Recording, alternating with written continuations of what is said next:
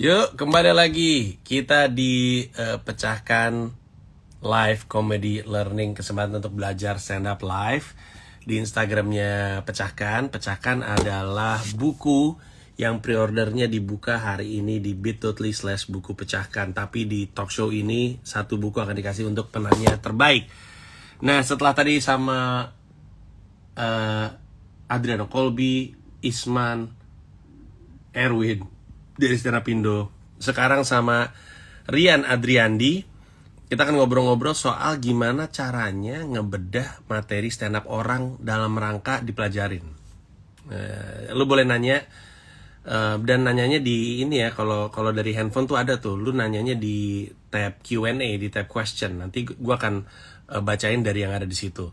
Sekarang mari kita masuk. Rian Adriandi. Ini adalah sesuatu yang gue juga pengen nanya sama dia. What's up? Yo, halo. Sebelum dimulai, mari izinkan gue mengucapkan selamat secara langsung kepada Anda atas menangnya Piala Citra. Terima kasih, bro. Isn't that unreal? Isn't that unreal, though? Unreal lah, gue sampai sekarang kayak gue tuh ngeliatin ini kan kaca plastik gitu ya, ada sedikit emasnya. Terus gue ngeliatin kayak ini barang beneran di rumah gue ya gitu. Apalagi dengan segala hormat kepada nominator lain ya. Iya, iya. Ini ya, yang lu kalahin tuh bukan lu kalahin, maksudnya lu menang atas orang-orang yang tadinya ada yang satu tim ngerjain satu project. Ini kan lu sendirian ya. Ini Iya, tugas kuliah iya. lu gitu. Dan gini, lu tahu kan ketika lu antisipasi sesuatu, sebenarnya tuh gue tegang banget di situ. Maksudnya tegang banget dalam artian gue nggak pernah ke FFI sebelumnya atau event kayak gitu, dan gue kira gue tuh masih punya waktu untuk bernafas. Oh mungkin dibacainnya entar. Itu gue beneran baru duduk, Ji. Beneran baru duduk, taunya tuh beneran baru duduk, kategori pertama dibacain terus langsung kayak gitu. Dulu gue tuh, lu denger speech gue nggak? Gue tuh saking nervousnya ya, gue terima kasih ke panitia dulu baru Tuhan. Well, itu mungkin tidak salah juga, Rian Adriandi. Iya. By the way, gue sambil nyantai gini nggak apa-apa kan ya, gue di kasur nih. Nggak apa-apa. Nggak apa-apa, ini gue juga pakai celana pendek di tempat tidur anak-anak Iya, gue. iya sama. Gue juga tuh. That's Gimana, the best gimana? of this kind of gig. Anyway, terima kasih banyak udah mau ikutan. Lu udah megang bukunya kan? Udah. Semoga Terima cukup kasih. oke lah untuk orang belajar gitu. Maksud gue, I hope it's kinda easy to understand. I It think. is easy to I hope. understand. Mudah kok, mudah dipahami dan enak nih. Gue suka fakta lu tuh ngasih kayak ada trik gitu. Lo ngasih trik, abis itu lo ngasih apa? Kayak ini kan kayak antara buku teori sekalian sama workbook gitu ya. Kayak buku latihan gitu, lo ngasih latihan, habis itu ngasih ada tabel-tabel kosong untuk diisi gitu. Ya, Gitu sih. itu semua kredit di Uluan. Oh, Gue cuma ngajak Uluan untuk nulis. oke Nah, siap. udah Kalau gitu. Jadi Uluan bisa Uluan lu, yang iya. Kalau gitu kenapa covernya tidak ada Uluan? karena foto Uluan kalau ditaruh di situ akan menghilangkan tujuan dari saya nulis buku adalah untuk mengagung-agungkan diri saya Atau sendiri. sebenarnya Uluan ada salah satu pemegang flash foto ini. Nggak ada dia. Gimana Ji? Anyway, Rian, jadi ketika lu bilang lu juga buku lu udah nyampe belum si Jerry Seinfeld is this anything? Belum. Belum nyampe. Nah, Tapi ketika lu bilang gue saking nggak sabarnya, jadi gue sekarang punya dua. Gue beli di iBooks sama beli yang hard copy. Hard copy belum datang, gue baca aja dulu iBooks. Nggak tahan gue. Iya. Nah, lu bilang kalau buku itu nyampe, lu mau pretelin untuk lu bedah. Bagi gua itu adalah sesuatu yang asing sekali. Gua ingin sekali belajar itu dan kelihatannya di antara semua topik yang gua ada dari awal sampai akhir, yang paling gua tidak kuasai adalah itu, kemampuan itu. Pertanyaan pertama gua adalah, ini is it a habit of you dissecting jokes dan dari lama atau gue baru?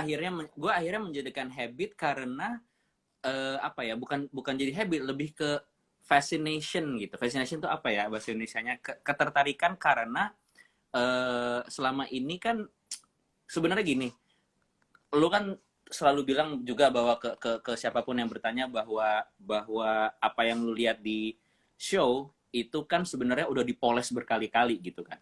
Yang artinya itu udah melalui proses kita nggak tahu berapa draft, berapa kali open mic dan segala macam gitu. Cuman gue menyadari mempreteli itu menyenangkan adalah ketika eh, ketika kita tahu dikasih tahu oke, teori menulisnya begini, joke itu harus ada ini, ada teknik-teknik yang bisa lu pakai gitu.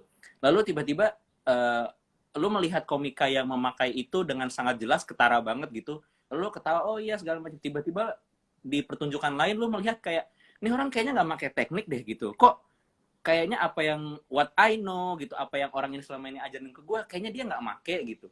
Jadi gue pengen tahu gitu loh, tapi kenapa dia bisa sold out stadium, apa segala macam. Kayak misalnya gue nonton Kevin Hart gitu. Kevin Hart gitu kayak, atau bahkan Louis C.K. segala macam, dia tuh subtle banget gitu. Maksudnya subtle, subtil banget, nggak ketara banget. Oh gue ngomongin ini dulu ya, ini premisnya dulu ya. Turutin dulu sama gue, habis ntar gue akan kasih tahu punchline. Enggak, dia kayak ngomong ngalir segala macam gitu kan. Terus kayak itu yang bikin gue jadi kayak, oh gimana sih ini sebenarnya gitu. Dan itu yang akhirnya jadi kadang-kadang membuat gue sadar bahwa oh iya ya gitu. I think salah satu cara belajar terbaik gitu ya, lihat produk yang sudah jadi, terus lu mundur gitu, apa sih istilahnya, reverse engineering gitu ya.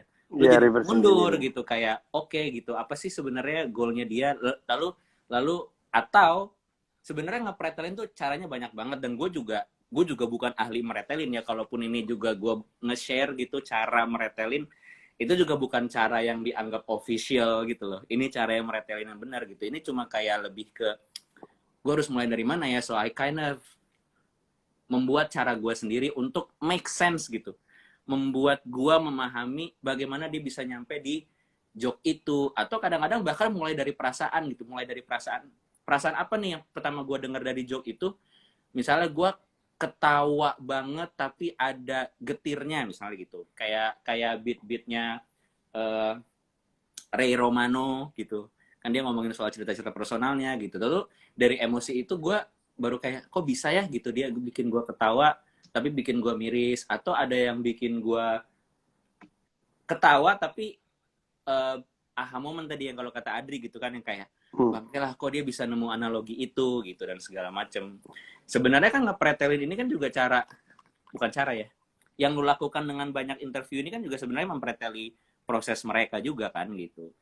Cuma kan gue nggak bisa ngajak IG live Jerry Seinfeld gitu. Jadi akhirnya ya dari show-shownya aja. Jadi kalau pertanyaannya is it a habit gitu, lebih kayak dijadikan habit untuk tahu betapa banyak cara di sana yang dipakai sama mereka gitu, dari teknik yang sebenarnya sama-sama diketahuin gitu. Nah, lu masih inget nggak komika pertama atau beat pertama yang lu pretelin? Beat pertama yang gue pretelin itu Dimitri Martin. Karena kalau ibarat daging ya, dia tuh udah daging aja, excess fatnya tuh udah nggak ada. Kayak joke-nya dia tuh di kata yang tidak ada hubungannya, tidak perlu gitu, udah dibuang aja gitu, literally. In a way seperti one liner, tapi enggak juga gitu. One liner kadang-kadang kan cuma kayak misalnya apa yang jadul banget, contohnya yang kayak I say take my wife please gitu kan, ada kan zaman dulu banget gitu. Tapi Dimitri Martin tuh lebih kayak ke statement gitu, lebih kayak ke statement, lalu abis itu apa namanya, dan joke-nya dia yang ini, I find surprise parties are weird. Lu tahu gak yang beatnya gitu? Iya. Yang dia bilang, it's weird for me that I come home and dia bilang gini, I find surprise parties are weird. I come home from work, you jump out from back of my sofa. You don't get to tell me how to feel, kata dia gitu. Kayak udah pastilah gitu, surprise gitu. Yeah. Nah, habis itu terus di situ gue menyadari bahwa lo tahu Jeff Corley di YouTube? Nggak tahu. Dia itu ada channel YouTube yang dia ngajarin penulisan stand up, dan dia selalu bilang bahwa Uh. sebuah joke Oh itu, iya tahu, sorry maaf, saya tahu. Gue ingat ya, dia sekarang. bilang Ya. di sebuah joke itu selalu ada dua ide yang teridentifikasi dengan sangat jelas gitu. Harus ada pertabrakan dua gagasan gitu. Nah, terus sebenarnya ini kayak trial dan error gitu ya. Pertama kali gue coba gitu, bener nggak ya? Nih katanya Greg Dean tuh ada first story, ada second story. Kalau katanya Jeff Corley ada dua ide yang terpisah secara jelas. Coba ini kan joke-nya simple banget nih gitu. Bisa nggak ya? Terus kalau kata siapa? Judy Carter, harus ada attitude kan? Harus ada attitude antara Judy Carter atau siapa yang I find it weird that I'm afraid of, I hate it, I love gitu kan, harus ada subjektivitas gitu, walaupun nggak langsung dibilang sama dia. Nah udah Agus, gue coba tuh bongkar dari si joke yang simple itu gitu. Apa sih joke ini, gue pernah nyatet kok, bentar. Ini kita waktunya panjang kan? Ya, nggak apa-apa. Berarti sebenarnya ya, meretelin itu diawali dari paham teorinya dulu ya, Yan? Iya, iya. Dan gue setuju sama Isman tadi yang dia bilang perlu nggak teori? Perlu ketika lu akhirnya merasa perlu gitu kan. Nah, ya udah, kalau lu mau mempreteli atau mau mempelajari hasil seseorang, ya lu perlu tahu elemennya yang lu cari apa. Nah, yang akhirnya melatih gua kemampuan mengidentifikasi dari joke ini, identifikasi, oke, punchline-nya tuh yang mana sih sebenarnya gitu. Big idea-nya apa sih gitu. Lalu bagaimana sih dia dari ide itu menuju ke punchline itu gitu. Terus ada apa yang mana nih yang sebenarnya half punch gitu kayak, dan gue mulai menyadari juga kayak ritme delivery gitu, kayak contohnya Ellen DeGeneres gitu ya, atau terakhir tuh gue suka banget ada di Netflix namanya Nat Bargatze, nonton gak lo? Nat Bargatze. Dia lucu Belum. banget sih, tapi delivery-nya tuh santai banget, dan dia tuh tipe orang yang, dan gue notice ini di Ellen juga. Ellen kalau dia nge-show lagi jadi hostnya dia gitu, lagi jadi host acaranya dia, terus dia nge-joke, punchline dia tuh diayun, tidak ditaruh titik, jadi ditaruhnya di koma gitu. Jadi biasanya orang yang naruh punchline dikasih koma, diayun gitu, setelah itu dia akan narik nafas atau dia ngomong lo pasti notice misalnya gini, Iya, iya, iya. I'm married now, which is not a thing I'm proud about. Nah, pas itu dia ngasih tempat buat penonton ketawa gitu, karena itu sebenarnya kan betul. half punch dia gitu. Nah, hal-hal yang seperti, nah, Nat Bargatze itu kayak gitu. Dia ada beat lucu banget sih. Dia bilang dia tuh hiking. Dia hiking. Habis itu dia tuh capek banget. Dia bilang dia sampai tengah jalan tuh naik capek banget. Dari atas ada ibu-ibu turun, udah selesai gitu. Terus dia nanya ke ibu-ibu itu, Bu, segini tuh cukup nggak sih, katanya gitu. Kayak kalau gue sampai sini aja nggak usah sampai atas, nggak apa-apa nggak sih, kayak gitu. Dia bilang kayak, soalnya kan udahlah, gue tuh pulang kan cuma mau cerita ke teman-teman gue udah pernah ke gunung ini, gue nggak perlu bilang gue pernah ke puncak gunung ini. Itu lucu banget, tapi dia ngomongnya tuh santai gitu. Terus si ibu-ibunya bilang kayak, kamu ini masih muda, saya ini udah umur 76 tahun. Terus dikasih tag sama dia, iya, mungkin itu kenapa ibu nggak denger pertanyaan saya. Lucu banget, tapi dia orangnya tuh santai gitu. Terus dia ada beat lagi ngomong soal kayak apa, sebenarnya ya, kalau ngomongin global warming, dia bilang gitu, kalau skopnya cuma ngebandingin kita sama planet kita sendiri, ya iya sih gitu, ini keadaannya buruk. Tapi kalau kita ngomongnya konteks secara semesta, kita aman-aman aja kok, kata dia gitu. Kata, lihat deh, kita punya gedung teater, punya mobil, punya listrik. Planet lain nggak ada apa-apa, nggak punya apa-apa gitu. Kita udah di sini gitu. Terus kayak bahkan beberapa planet punya 2 bulan, itulah sebodoh itu mereka, ngapain 2 bulan, katanya gitu, punya 2 bulan. Habis itu dia ngomong kayak, banggalah guys, kita tuh udah punya progres gitu, kayak planet-planet lain bahkan belum mulai, kita udah mau mati. Gitu.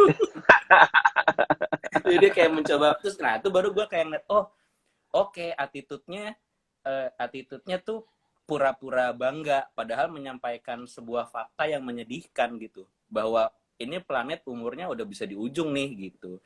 Tapi dia buat seolah itu sebuah achievement kan.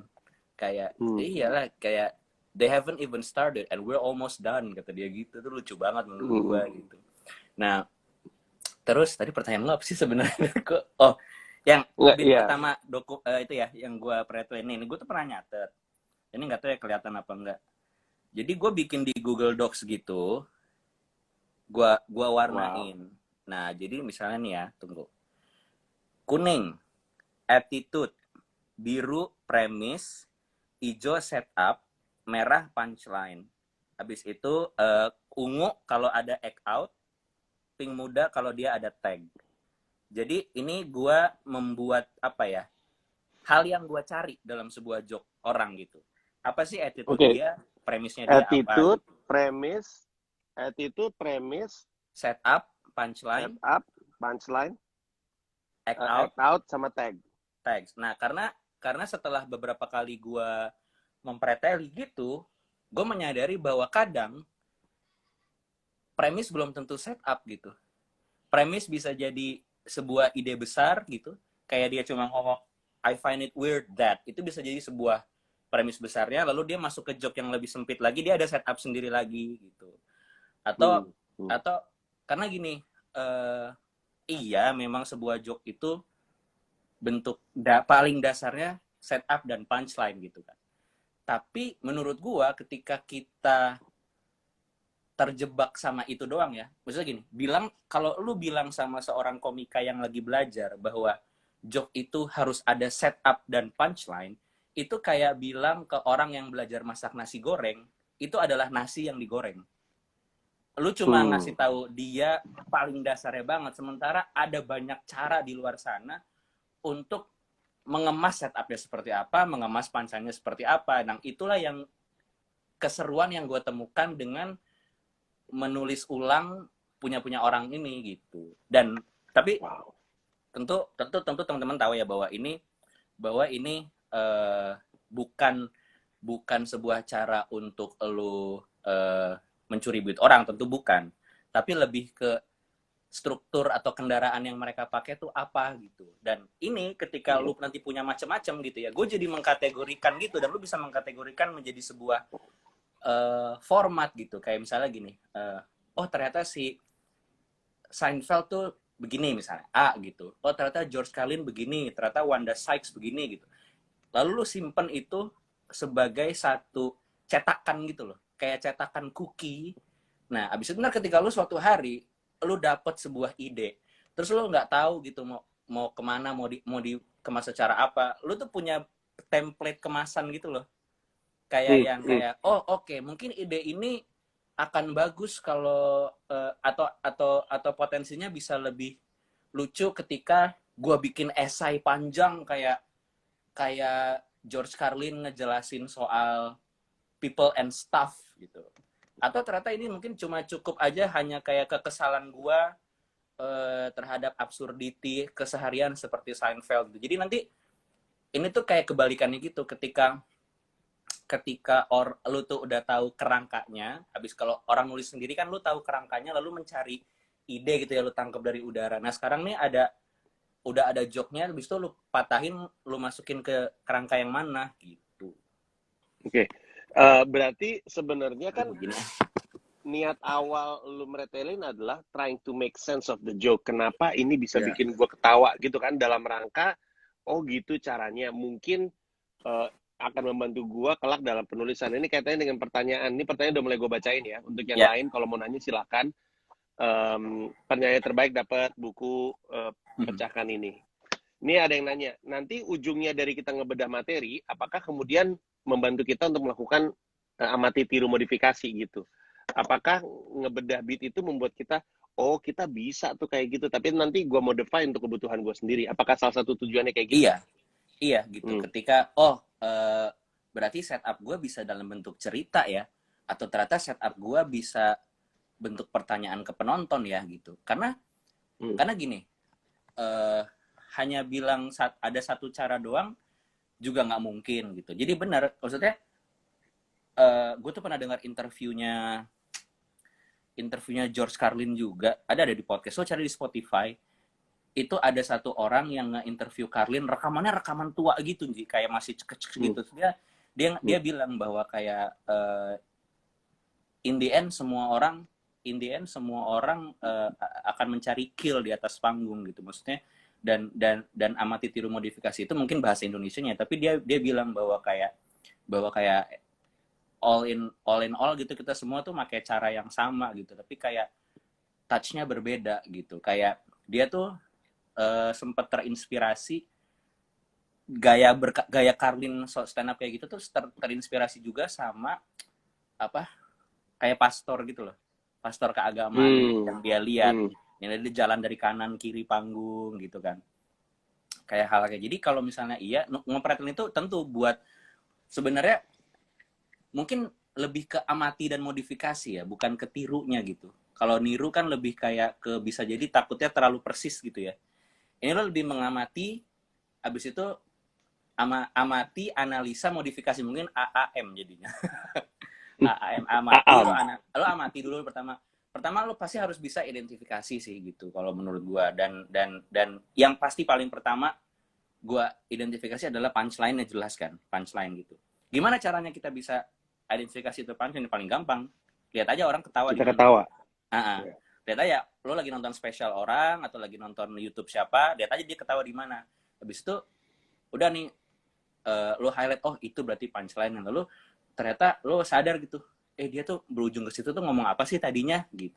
Itu apakah itu setup, apakah itu sebuah ide besar, karena nggak semua joke itu first story, second story gitu. Kayak ada juga yang bilang dulu gue juga meyakini bahwa oke, setup tuh harus menggiring asumsi penonton ke satu titik, habis itu ternyata punchline-nya membuyarkan asumsi itu gitu kan, mematahkan asumsi itu. Iya mungkin gitu, kayak dalam bentuk one liner, iya gitu. Tapi abis itu gue nonton Carlin gitu, Carlin nggak pernah membuat lu berasumsi yang lain. Dia mau lu dari awal asumsinya sama sama dia gitu. Ini tuh dia tuh ngomong panjang lebar bahwa sesuatu tuh aneh ya, asumsi dia pengen justru kayak mengconvince lu akan satu asumsi gitu, bahwa kayak sekarang orang-orang bahasanya diperhalus ya. Tahu sih dia yang ngebahas soal itu, kayak dulu tuh orang ngomong udah kalau lu pulang dari perang gampang gitu sebutannya shell shock gitu, udah kayak intinya gampang, tiba-tiba lama-lama jadi apa ujung-ujungnya PTSD. Dulu orang ngomongnya mati, udah mati aja, die gitu. Sekarang pass away, kayak makin lama makin dihalusin gitu kan. Kayak kita tuh nggak berani ngasih tahu bahasa yang paling lugasnya gitu. Nah udah kan, dia sebenarnya dia nggak mencoba membelokkan asumsi lu dari awal, dia mau lu bersama dia gitu. Nah itu situ baru gue kayak, oh beda juga ya gitu. Nah sama kayak Seinfeld, dan ini hal yang jadi gue tertarik banget untuk coba lakukan gitu. Dia kadang-kadang punchline-nya itu adalah premisnya, dan itu yang membuat gue jadi punchline-nya adalah premisnya. Lu sering nggak? Seinfeld does this a lot. Gue menotis Seinfeld does this a lot. Kayak dia tuh kemarin terakhir bikin lagi spesial yang terakhir banget di Netflix, nonton nggak lo? Yang kayak yang belakangnya biru kan? Yang dia bilang 24 hours to kill ya kalau nggak salah. Iya, 24 hours to kill, ya betul. Dia ada joke yang soal gini. Thank you for coming out. Lo udah ada di sini, dia bilang gitu. Habis itu kayak, cause I know you don't want to be here. Gue tahu lo nggak mau ada di sini gitu. Habis itu dia ngomong banyak hal gitu, yang dia ngomong gini. You get in a car, the car drives, you get into the airport, you got out of the car, you go into the airport, you get into the plane takes off, you are in the plane lands, you get out of the plane. Nobody wants to be anywhere. Ketawa gitu kan. Itu punchline-nya, premisnya gitu. Nobody wants to be anywhere. Maksudnya Iya, itu kayak lebih kayak ke kesimpulan gitu. Nah, terus itu jadi hal yang menarik juga buat gue. Wow, bisa juga ya. Dan yang gue suka sama Seinfeld adalah, atau komedi observasional yang seperti dia, ada style yang gue kasih nama sendiri, gue nggak tahu nih apa namanya, tapi dia tuh jadi menciptakan teori sendiri gitu. Dia menciptakan satu teori yang membuat lu jadi bikin, oh iya juga ya gitu. Itu dijadiin punchline, dan gue suka gaya itu gitu. Contohnya kayak apa ya, ini tuh adalah apa gitu. Jadi ya kayak tadi, nobody wants to be anywhere. Jadi kan dia bikin satu tesis gitu. Dia bikin satu tesis Iya. atas semua hal aneh yang dia lihat, terus dia bikin satu tesis sendiri. Nah itu yang gue suka, sama yang dia bilang kayak itulah kenapa basement tuh ada 7 orang dan lu nggak bilang itu semua basement lu, makanya dan kenapa basement tuh bajunya semua sama kayak groomnya dan berjajar berdiri di belakang groomnya. Jadi seandainya si pengantin wanitanya tiba-tiba berubah pikiran, itu lo nggak mau nikahin yang ini, lo boleh nikahin orang selanjutnya. Makanya pasturnya bilang, dia nggak bilang do you take your boyfriend to be your husband, dia bilangnya do you take this man to be your husband gitu. Karena just in case you don't, we have other 6 behind him gitu. Kan dia buat sebuah teori gitu. Biasanya teori itu suka dimulai dengan this is why atau kayak that's why, terus kayak apa gitu. Suka bikin tesis sendiri. Sorry, ini gue mau ada pertanyaan, ada kaitannya sama itu. Kalau kita ngebedah habis itu dari rasa penasaran kenapa ini bikin gue ketawa, bisa nggak ya kita ngebedah dengan dasar kenapa yang lain ketawa gue enggak? Misalnya karena joke-nya terlalu absurd untuk kita. Ini pertanyaan si Hafiz Hidayat, ngebedah jokes yang absurd. Mungkin absurd juga mungkin bukan istilah yang tepat kali ya, yang si Hafiz maksud. Tapi intinya adalah it's easier to find logic on logical things gitu. But how do you find logic in things that are absurd gitu kasarnya? Nah, gue juga nonton Emo Philips. Kayaknya nggak ada yang lebih absurd dari Emo Philips, right? Iya, Emo Philips ya. Iya, Emo Philips pernah manggung di Indonesia waktu itu ya. Nah, dan gue menyadari gini, absurd itu ternyata adalah definisi dari jembatan yang terlalu panjang menghubungkan dua ide yang tidak terhubungkan sama sekali. Dan itu gue sadarin dari si penjelasannya Jeff Corley. Dia bilang, oke, di joke itu harus ada dua ide yang bisa sekali lu identifikasi gitu. Kayak contohnya ya, misalnya tadi si Dimitri Martin, dia ngomong kan, I find birthday surprise are weird. You jump out from my sofa, you don't get to tell me how I feel. Berarti identifikasinya ada dua. Satu, birthday. Satu, emosi. Ada dua ide kan. Nah, ketika ide itu terlalu jauh, lalu lu berusaha mencari cara menyambungkannya gitu. Dan itu menurut gue di situ muncul absurdity. Gitu, kayak tutup botol dan berbicara, Vico kan. Gitu. Itu dua hal yang sangat jauh. Ketika dia mencari jalan untuk itu make sense gitu, absurdity muncul. Jadi gimana cara membedah meretelin jokes yang absurd? Lu lihat dulu jokes absurdnya tuh apa, terus lu cari dua ide yang dia tabrakin tuh apa. Gitu. Lalu lu akan bisa tahu gitu. Kayak coba contoh joke yang absurd siapa ya Indonesia? Gue tuh banyak nggak hafal sih. Ada nggak? Pasti ada deh. Pasti. Ini di luar Vico yang tadi botol kecap. Robot. Temenan Iya, sama robot. Pasti. Robot itu apa ya? Joke gue lupa deh. Robotnya ngapain? Gue lupa, tapi kalau nggak salah dia punya temen namanya temennya robot. Terus abis itu dia kayak what if gitu sih. Nah ya udah, berarti kan dia mentabrakan dua ide gitu, antara satu pertemanan, satu lagi robot gitu. Ya maksudnya sesuatu yang nggak logik gitu. Benar tadi kata lo, mungkin gampang logik, tapi in the end sebuah joke pasti akan punya dua atau lebih ide yang bertabrakan gitu. Kayak karena kalau nggak kayak gitu nggak akan patah gitu. Pasti ada yang patah gitu. Ya. Ini ada. Lu lagi baca pertanyaannya. Gue kira muka lu kayak apa namanya, kayak bingung gitu, Rian, ngomong apa sih gitu. Enggak. Gue sambil dengerin sambil milih pertanyaan. Soalnya sorry Yan, ini ada banyak orang yang saya indikasi sebagai bounty hunter karena dia bertanya 15 pertanyaan yang sama diulang-ulang atau satu orang nanyain 15 pertanyaan yang beda-beda.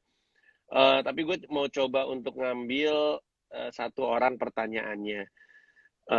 Dan ini mungkin apa ya, sangat subjektif di lu. Beberapa pertanyaannya sebenarnya udah dijawab sama obrolan kita, jadi nanti ditonton aja di GTV. Kok hilang tadi? Mana tadi yang gue pilih ya? Oh ini dia. Sorry, ini sebelumnya mungkin awalnya adalah lu banyak nggak komika yang lu bedah? Karena dia nanya siapa yang setelah lu bedah terus habis itu susah banget kerasanya. Ini di luar jokes Bang Panji, menurut abang gimana ya? Gue ntar insecure sendiri nih denger jawabannya nih. Tapi ada nggak yang pas lu bedah, aduh ini aneh banget ya, kok nggak kelihatan gitu. Karena kan tadi kan lu bilang ngebedah kan datangnya dari pemahaman akan teori, tahu istilah, tahu sesuatu, jadi lu notice gitu, oh itu ininya, ini tuh ininya. Tapi ada Kalau nggak orang yang lu tahu tapi tetap susah gitu? biasanya joke yang menurut gue susah banget dibedah tidak mendapatkan tawa, which is berarti bukan jokes yang working. So far yang gue bedah, jokes yang bisa dibedah itu jokes yang berhasil gitu. Jadi gue belum pernah, gue tuh belum pernah tuh kayak, ini kok orang bisa ketawa ya, dia sebenarnya apa gitu. Enggak, ketika gue tahu orang bisa ketawa, pasti ada elemen yang berfungsi gitu. Jadi ketika dan itu lo harus dan itu gimana ya? Itu kemutlakan gitu loh. Kemutlakan yang udah tadi udah dibahas Isma, udah dibahas Adri, bahwa Jimmy Carr bilang gitu, lo nggak akan ketawa unless lu paham situasinya, unless lu paham apa yang si komedian itu pengen lu pahami, lalu si komedian itu menggelitik sebuah kebenaran gitu. Jadi ini di luar konteks bahwa dia tuh menulisnya bahasanya ribet, diksinya ribet atau enggak ya, tapi gue yakin nggak ada joke yang terlalu susah untuk dibedah ketika dia udah working gitu. Ketika dia udah berhasil orang ketawa, pasti ada sesuatu yang berfungsi di dalamnya gitu. Gitu sih. Siapa make sense. Bisa banget dibedah jokesnya ya. Iya. Oh, oke. Adalah komik yang nggak lucu. Tapi ini again karena dia gabung sama improv ya. Agak susah, bukan agak susah, akan butuh extra effort untuk ngebedah jokesnya Robin Williams buat gua. Karena dia bola liar banget gitu. Kayak maksud gue, bola liar dalam artian dia tuh almarhum Robin Williams tuh kayak titik tengah antara absurdity sama logic gitu. Menurut gua mungkin nggak susah ketika lu mau. Oh, ini satu lagi mungkin juga bermanfaat buat temen-temen. Yang kadang-kadang gua sadari gitu ya. Dan ini gua menyadari mungkin di semua bentuk karya gitu. Apalagi animasi gitu. Nah, ketika gue melihat sebuah animasi, sebuah shot animasi yang bagus gitu, gue apalagi ketika sekarang banyak jadi gini, gue cerita sedikit deh. Kalau misalnya di animasi hand drawn dulu ya, bukan 3D gitu, yang hand drawn segala macam, itu kan gambar originalnya di kertas itu kan dimasukin archive ya, sama mereka disimpan. Dan sekarang tuh diupload, ada library-nya gitu khusus, dan lu di situ bisa lihat gitu kayak gambarnya tuh dinomorin kan sama animatornya nomor berapa dan nomor berapa. Jadi lu bisa tahu oke, dia gambar yang mana dulu sih untuk nge-achieve animasi seperti itu. Nah, menurut gue sama ketika lu belajar menggambar, pertama kan lu tuh harus jiplak dulu gitu. Copying karbon, artinya gambar di atas gambar dia gitu, supaya lu memposisikan diri lu seolah-olah lu artisnya pada saat itu. Jadi lu tahu nih gerak tangan lu di otot tuh tahu, oh si artis ini Akira Toriyama misalnya. Gue tuh dulu ingat banget gue belajar gambar Son Goku adalah dengan naruh kertas tipis di atas komiknya, terus gue jiplak gitu. Di situ gue ngerasain gerak pensilnya. Oh, Akira Toriyama kalau gambar hidung ternyata nggak sejauh gini ya. Berarti dia cuma kayak ngak gitu. Jadi lu ngerasa tuh ini lebay bukan, tapi maksudnya kayak you put yourself in the artist shoe, ya kan? Jadi lu tahu nih apa sih decision making dia, kenapa dia bikin ototnya kayak gini, kenapa dia bikin pinggangnya cuma segini. Nah, menurut gue salah satu yang paling bermanfaat juga adalah try to rewrite the joke yang lu pernah baca gitu. Bukan dalam artian lu membaca lihat doang terus lu analisa, enggak ya. Buka buku catatan atau buka Microsoft Word, lu ketik ulang gitu. There is a magic in retyping the words gitu. Ada magic yang akan lu rasakan ketika oh dia abis kata ini milih kata ini karena dia mau menghubungkan itu nanti di ujung tuh jadi punchline apa gitu, sehingga untuk beberapa saat tuh lo kayak The Matrix gitu loh, Avatar gitu, lo kayak masuk ke tubuhnya si monster biru itu. Jadi kalau lo misalnya oke, gue suka banget Chris Rock nih, kok dia bisa ya ngomongin beat gun control gitu, soal kayaknya menurut gue semua orang harus punya satu peluru deh yang harus dia pakai, worth it dia bilang gitu kan caranya gun control gitu. Kenapa ya dia bisa kesana? Terus lo coba ketik ulang aja gitu. Habis itu lo coba mungkin delivery ulang gitu. Pasti akan ada hal-hal yang bisa lu temukan hanya dengan melakukan itu yang nggak bisa gue jelasin juga gitu. Itu sesuatu yang kayak, oh gitu ya, kenapa ya ritmenya kayak gini. Gue tuh pernah, ini freak banget sih, tapi nggak ada hubungannya sama komedi. Gue pernah mencoba menulis satu paragraf aja gitu dari buku Harry Potter, tulisannya J.K. Rowling, udah lama banget, kayak masih SMP apa. Gue tulis gitu untuk tahu kayak bagaimana sih J.K. Rowling menggambarkan deskripsi sebuah ruangan gitu. Terus gue ketik aja, gue sambil baca gitu, gue ketik ulang, oh gitu ya. Jadi gue kayak seolah-olah mencoba menyerap gitu, mencoba menyerap momen dia saat dia nulis itu. Gitu. Ini agak spiritual. Itu mengagumkan sekali. Tapi Rian, ini waktu gue juga udah mepet. Banyak yang minta talk ini sejam. Tapi I have to pace myself karena gue masih sampai jam 11 malam nih kayak begini. Jadi Lu gila sih, Jil. Lu kenapa sih mau melakukan hal-hal kayak gini? Kayaknya kalau ada komika yang mau gue badanin, mau gue tahu prosesnya, kayak bukan lu deh. Capek gue kayaknya kalau jadi lu. I don't know why I do these things. Tapi gue rasa ilmunya banyak banget. Gue sih belajar banyak juga. Untuk yang tadi nggak kejawab pertanyaannya, coba lo tonton ulang di IGTV deh. Karena kayak salah satu yang berulang-ulang pertanyaannya adalah caranya Rian ngebedah. Tadi sebenarnya Rian udah ngejelasin, bahkan dia ngasih lihat. Jadi coba ditonton ulang dan moga-moga lo bisa belajar dari situ. Dan untuk yang mendapatkan hadiah buku pecahkan, itu adalah Irham 08 yang pertanyaannya terakhir kita bahas. Terima kasih. Yang lain bisa beli bukunya kalau mau di pecahkan.com, klik aja tab buku. Rian, terima kasih banyak. Anything else you want to add? Oh, ini udah ya? Iya, udah. Oh, gue kira sejaman. Oh, ya udah. Ya intinya tonton sebanyak-banyaknya komika, mau dia ngekill mau enggak gitu, supaya lu tahu bahwa cara penulisan ada banyak banget. Dan ketika lu nonton yang ngekill gitu, lu harus bisa identifikasi gitu, apa sih yang bikin dia ngekill gitu. Dan sekarang udah banyak fitur seperti pause dan huruf tombol pause kan. Kalau lu nonton live kan mungkin lu nggak bisa nge-pause, tapi sekarang kalau lu nonton special show yang bisa lu beli di comika.id, lu kan bisa nge-pause tuh gitu. Jadi misalnya kayak, oh gue pengen nonton spesialnya Indra Primawan gitu, gue pengen nonton siapa, nonton, habis itu lu kayak, anjir gue pengen dia nulis kayak Adriano Colby, ya udah pause, terus lu tulis ulang gitu, dan lu pretelin gitu, oh dia ngomongin ini gitu. Punya Rian juga bisa dibeli, dan selain Frontain itu funny, yang menurut gua keren sekali untuk lu pelajarin juga itu yang Little Man Big Problem. Yang itu ada jadi satu ya, dalam satu kali purchase lu dapat 2 show. Betul sekali. Nah, lu tonton David Batman cari parkir. Ini penulis gua muncul di sini nih. Ulwan Fahri bilang, thank you Bang Rian, kerdil sekali diri ini mendengar Bapak. Gitu kata Ulwan, si penulis terima kasih buku. buat bukunya Ulwan. Kapan-kapan gue mau dong kalau udah nggak pandemi, mau juga lihat akses Library of Humor Studies. Iya di Kelapa Gading. Ya boleh. Lu kesana. Lu akan kaget, bukunya keren-keren. Yan, it's amazing. They're amazing bunch of people. Oke. Thank you Ji buat ini. Thank you Yan. Selamat istirahat. Bye. Thank you, bye-bye. Oke. Terima kasih banyak semua yang udah dengerin. Kita masih ada satu lagi abis ini. Kita akan panggil makhluk dari neraka bernama Coki Pardede. Kita akan ngobrol soal menembus atau melanggar batas dalam berkomedi. Untuk yang pengen beli buku tapi nggak mau rebutan lewat pertanyaan, karena setelah dipikir-pikir ngapain gue rebutan ya, kan gue ada duitnya juga 110.000.